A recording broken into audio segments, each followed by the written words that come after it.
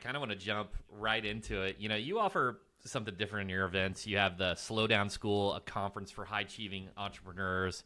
It's a week of planning, work, and insight to help business owners kind of refocus. How are you helping the attendees get a year's worth of work done in that 1 week? And I know we're going to talk about your book, and Yeah. I even told you before this, I'm a bit of the pessimist, right? I'm that. Yep. I've had it beat over my head by my parents that work, work, work. So, how are you helping these attendees get so much work done in just a week? Yeah, I think one thing that we all recognize is our best ideas never come when we're stressed out. It's not when, you're in court for, 40 hours a week and you're, burning the candle and getting phone calls. It's not like that's when you have an aha moment. We rarely have aha moments when we're stressed out and maxed out. And so just starting with that, when we go for a walk, maybe after a workout, or we're taking a shower, or maybe we go for a drive and we just decide to turn the radio and podcasts off and we're just going to think.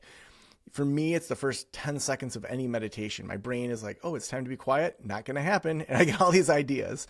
So we all recognize that we have great ideas when we slow down. And so I started with that concept 5 or 6 years ago with Slow Down School, more on a hypothesis. And what happened to me was it shocked me as much as you. I was a skeptic. I wasn't at the beginning saying we're getting this much done in 1 week. But what we do is people fly in on Sunday. We meet together, we talk about our goals for the week, we talk about who we are, we connect on personal levels, and then on Monday and Tuesday, we genuinely slow down.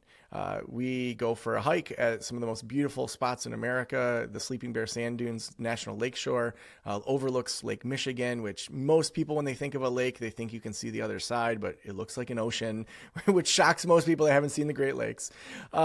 And then I often bring in a massage therapist who does massages in the middle of the forest. So full-on forest bathing, which for some people, they're like, that is out of my comfort zone. For other people, they're like, that sounds awesome.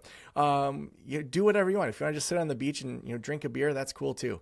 So for 2 days, we genuinely slow down. We bring in an executive chef. We have a salad bar that's farm to table. They literally grow it there on the grounds.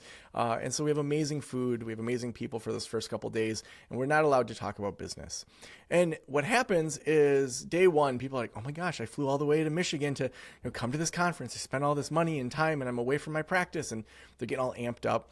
And then by day 2, they're like, why the heck don't I do this more? Oh my gosh, I woke up so rested. By hiking 4 miles yesterday, I feel like my body needed that. And they're like, they want to live in that glow forever.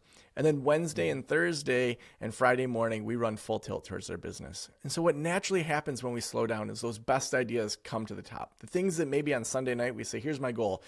I want to double my revenue next year. Okay. Maybe by Wednesday they say, my marriage is really bad. I'm working way too much. I want to work on that and figure out my time to work fewer hours, but I still want to increase the revenue. And so then there's that clarity that happens where then when we do sprints and I teach them how to, figure out their sprint type, how to figure out exactly, how they best sprint, we do these 20-minute sprints. And I've seen people that were stuck for months get things done in those 20-minute sprints that they couldn't get done for 6 months. I had one guy he was in a mastermind group. Every time it was his turn for a hot seat, he wanted to write a book. So he's this amazing marriage therapist in the Chicagoland area, had a huge practice. He was known. He had been all over the country.